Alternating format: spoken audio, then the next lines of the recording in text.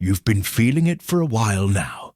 Something's not quite right in this relationship. They come to you when they're struggling. They lean on you when they're weak. They need you when things are falling apart.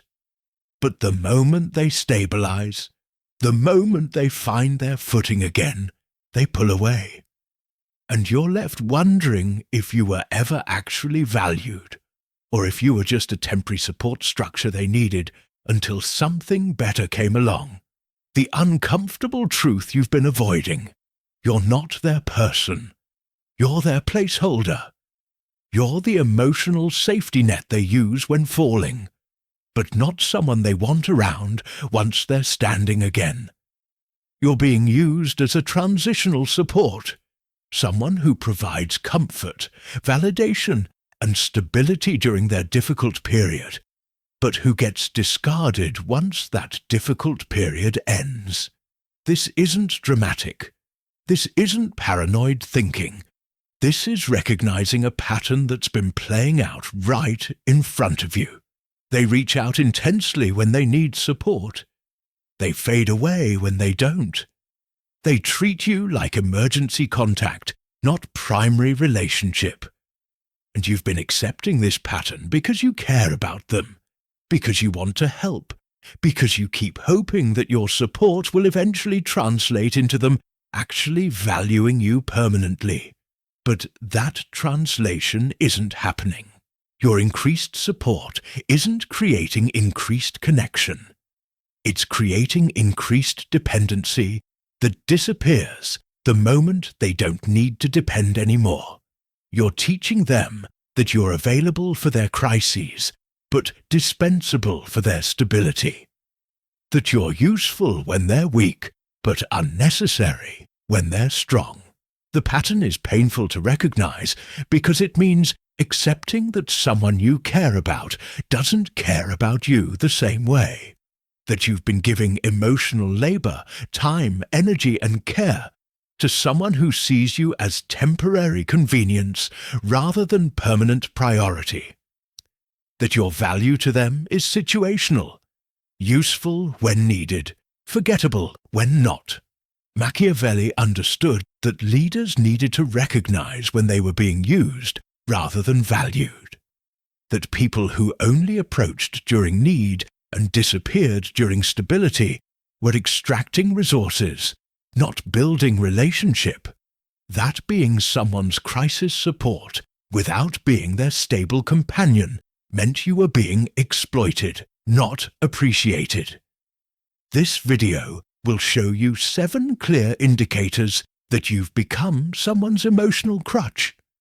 Temporary support they're using until they find something better or someone stronger. These aren't small signs you might be misinterpreting. These are patterns that, when present, clearly indicate you're being used as transitional support rather than valued as permanent person. Now, I want you to drop this affirmation in the comments. I deserve consistent love. Machiavelli's understanding of transactional relationships.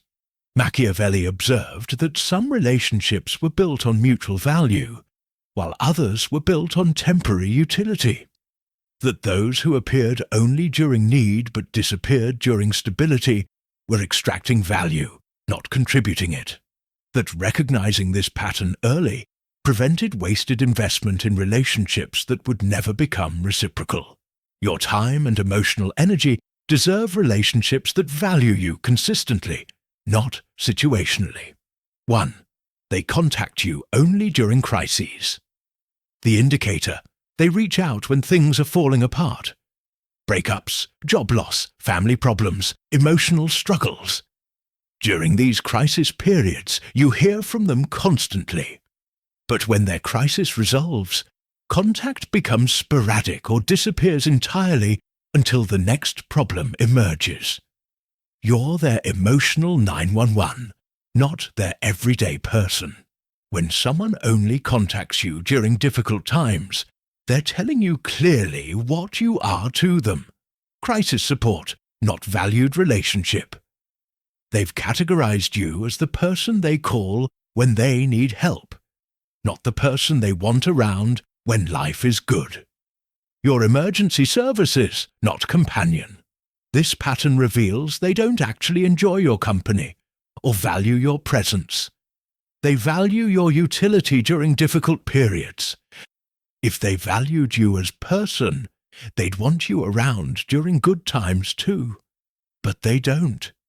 They want you when they're struggling and don't need you when they're stable. The response with boundaries. First, recognize this pattern by tracking contact frequency. Does communication spike during their crises and drop during their stable periods? If yes, you're dealing with transactional relationship, not reciprocal one. Second, stop being available as crisis support without reciprocal connection. When they reach out during crisis after long silence, you can respond but with clear boundary. I notice we only connect when you're struggling.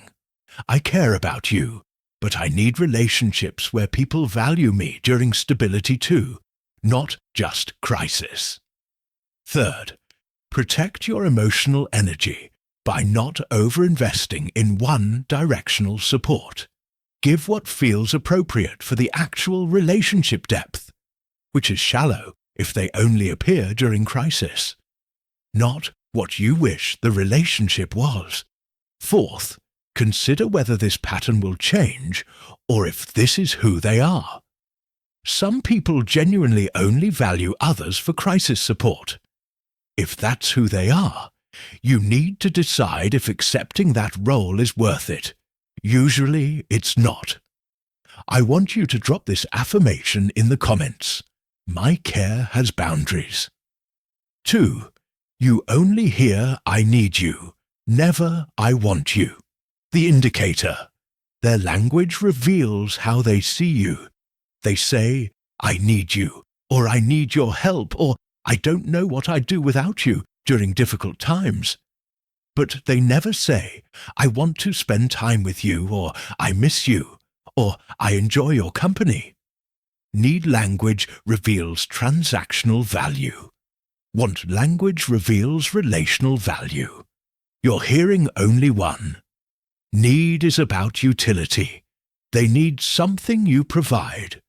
Want is about desire. They desire your presence regardless of utility. When someone only expresses need without want, they're telling you they value what you do for them, not who you are to them. Your service provider, not valued person. Pay attention to when they reach out and what they're asking for. Is it always support, advice, help, comfort? Or do they sometimes just want to spend time with you because they enjoy your company? If it's always need-based, you're fulfilling function, not building relationship. The response with clarity. First, notice the language pattern. Does this person express need for your support, but never express want for your presence? Track this over multiple interactions to confirm the pattern. Second, when they express need, respond to the person, not just the crisis. I hear that you're struggling. I also need to know. Do you value our relationship outside of when you need help? Because I feel like you only reach out during crisis. Third, stop accepting being needed if you're never wanted. You deserve relationships where people desire your presence, not just your utility. Being needed might feel important temporarily, but it's hollow compared to being genuinely wanted. Fourth, communicate what you need. I care about you, but I need reciprocal relationship. I need to know you value me during good times, not just need me during hard ones. What can our relationship look like that reflects that? I want you to drop this affirmation in the comments. I am worth wanting, not just needing. 3. They disappear when things improve. The indicator. The moment their crisis resolves or their situation stabilizes, they pull away. Texts become infrequent. Plans get cancelled. They're busy suddenly. The intense connection you had during their difficult period evaporates once they're okay again. This disappearing act reveals you were support system for their struggle, not person they value in their stable life. This is perhaps the clearest indicator, because it's behavioral proof of how they see you. When they needed you, you were central. When they don't need you, you're peripheral or absent. Your importance to them is directly proportional to how much they're struggling. That's not relationship. That's exploitation of your care. Watch the pattern over time. Do they cycle between intense connection during crisis and distance during stability? If this cycle repeats, it's not coincidence. It's how they relate to you. You're their emergency resource, not their stable companion. The response with self-protection. First, recognize the disappearing pattern after crisis resolution. Don't make excuses for them. They're just busy now that things are better. Face the pattern clearly. They pull away when they don't need you anymore. Second, when they reappear during their next crisis, name the pattern. I've noticed that when you're struggling, we're close. When you're okay, you disappear. That pattern tells me I'm your crisis support, not someone you value consistently. I need that to change. Third, protect yourself by not being available for the next crisis if the pattern continues. It's okay to say, I can't keep being the person you only value when you're struggling. I need consistent relationship, not crisis-only connection. Fourth, accept that if they can't offer consistent presence, this relationship isn't what you thought it was. You deserve people who want you around in all seasons, not just when storms hit. I want you to drop this affirmation in the comments. I deserve consistent love. 4. Your importance decreases as their options increase. The indicator, when their social or romantic options are limited, after breakup, during isolation, when feeling lonely, you're important and valued. But as their options expand, new relationship, new friends, busy social life, your importance decreases proportionally. They had time for you when they had no one else. They have no time for you once they have alternatives. This reveals brutal truth. You're not their priority. You're their backup. They invest in you when they have no better options. They divest from you when better options appear. Your value to them is inverse to the quality of their other options. That's not how people treat relationships they genuinely value. Pay attention to when you hear from them and what else is happening in their life. Are you most important when they're socially isolated? Do you become less important when they're dating someone or have active social life? If yes, you're placeholder, not priority. The response with self-worth. First, recognize your importance fluctuates based on their other options, not based on your actual value or the relationship's depth. This reveals how they see you, as option among others, not as priority. Second, when you notice yourself being deprioritized as their options expand, address it directly. I notice I'm important to you when you don't have other options, but less important when you do. That makes me feel like I'm your backup plan, not your actual friend or partner. Third, refuse to accept backup status. You're not consolation prize. You're not placeholder. You deserve to be chosen and valued consistently, not just when no one better is available. Make this boundary clear. Fourth, consider ending relationships where you're clearly backup option. Life is too short to invest in people who only value you when they have no alternatives. You deserve better. I want you to drop this affirmation in the comments. My care has boundaries. 5. They take your support but don't reciprocate the indicator. You provide endless emotional support, practical help, time and energy when they're struggling. But when you're going through something difficult, they're unavailable, dismissive, or provide minimal support. The relationship is one-directional. They extract support from you, but don't provide support to you. This imbalance reveals transactional exploitation. Reciprocal relationships involve mutual support. When one person struggles, the other provides support. When roles reverse, support flows the other direction. But in transactional relationships, support only flows one way, towards the person using you as emotional crutch. Your struggles don't matter to them because you're support provider, not person deserving support. Track the balance over time. When you're struggling, are they present and supportive? Or are they suddenly busy, dismissive of your problems, or trying to redirect conversation back to their issues? If support is one-directional, you're being exploited. The response with reciprocity requirements. First, notice the imbalance clearly. Who provides support in this relationship? If it's primarily or entirely you, that's extraction, not reciprocity. Second, test reciprocity. Next time you're struggling, reach out to them the way they reach out to you. How do they respond? If they're unavailable, dismissive, or minimal in their support, you have clarity about the relationship's true nature. Third, communicate the imbalance. I notice I provide significant support when you're struggling, but when I need support, you're not as available.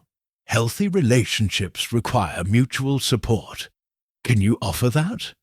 Fourth, if they can't or won't reciprocate, stop providing one-directional support. Protect your emotional energy for relationships that actually value and support you mutually. You're not a therapist. You're a person deserving reciprocal care. I want you to drop this affirmation in the comments. I am worth wanting, not just needing. 6. They keep you emotionally close, but socially distant. The indicator, they share deep emotional content with you. Fears, vulnerabilities, struggles, intimate details. But they keep you separate from the rest of their life. You don't meet their friends or family. You're not invited to social events. You're not integrated into their actual life. This separation reveals they value your emotional utility, but don't want you in their real world. When someone genuinely values you, they integrate you into their life. You meet people who matter to them. You're included in social activities. You're not kept separate from their real life. But when you're emotional crutch, they want your support privately, without integrating you publicly. You're compartmentalized, useful for emotional labor, but not wanted in their broader life. Notice where you exist in their life. Are you only present in private emotional conversations? Are you excluded from social contexts? Do they keep you separate from their friends, family, and broader life? If yes, you're being used for emotional support without being valued as whole person. The response with integration requirements. First, recognize the compartmentalization. You provide emotional support but aren't integrated into their actual life. This reveals they want your utility without relationship depth. Second, communicate the need for integration. I notice we share deep emotional conversations, but I'm not part of your broader life. That makes me feel like you want my support without actually valuing me as person in your world. Third, require integration if the relationship is to continue. If we're going to have this level of emotional intimacy, I need to be part of your actual life. meeting your friends, being included in activities. Otherwise, this feels like I'm just your private therapist. Fourth, if they refuse integration, recognize you're being used for emotional labor without genuine relationship. That's exploitative, and you deserve better. Protect yourself by withdrawing from the emotional support role. I want you to drop this affirmation in the comments. I deserve consistent love. 7. They frame future plans vaguely while using you presently. The indicator. When you're together, especially during their crisis, they make vague suggestions about future connection. We should do this more often. We'll spend more time together soon. I really value you in my life. But these future statements never materialize into actual plans. Meanwhile, they use your present support extensively. Vague future promises combined with present extraction is classic manipulation pattern. People who genuinely value you make concrete plans. They schedule specific times, they follow through. But people using you as temporary crutch make vague promises that sound like valuing you while never committing to actual continued connection. The vague future talk soothes your concerns while they continue extracting present support without reciprocal commitment. Notice the pattern between what they say about the future and what they actually do. Do "we should hang out more" statements ever become actual scheduled time? Or do weeks pass with no follow-through until their next crisis? If promises are vague and don't materialize, they're managing your expectations while using your present support. The response with concrete requirements. First, stop accepting vague future statements as evidence they value you. "We should" means nothing without concrete action. Recognize vague promises as emotional management technique, not genuine intention. Second, require concrete plans. Instead of saying, "we should spend more time together," let's schedule specific time. When are you actually available? If they can't commit to specific plans, they're not actually interested in continued connection.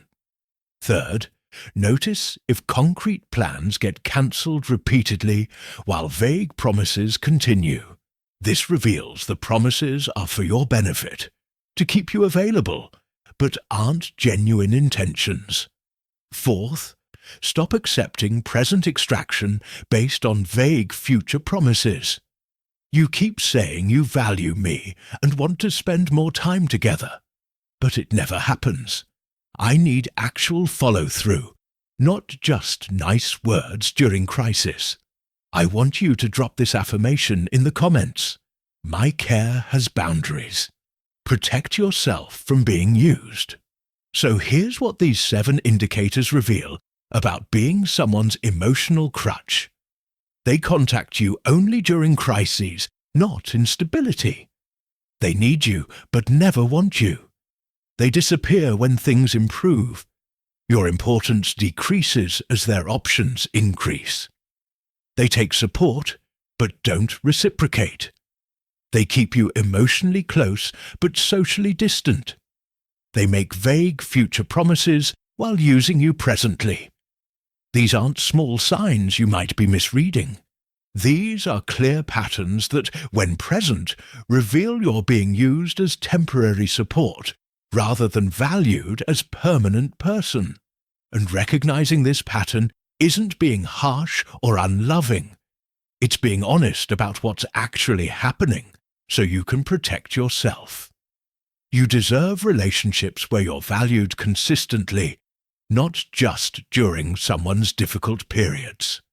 Where you're wanted, not just needed. Where your importance doesn't fluctuate based on their other options. Where support flows both directions. Where you're integrated into their life, not compartmentalized. Where future promises materialize into present action. If this video helped you see patterns you've been avoiding, hit that like button.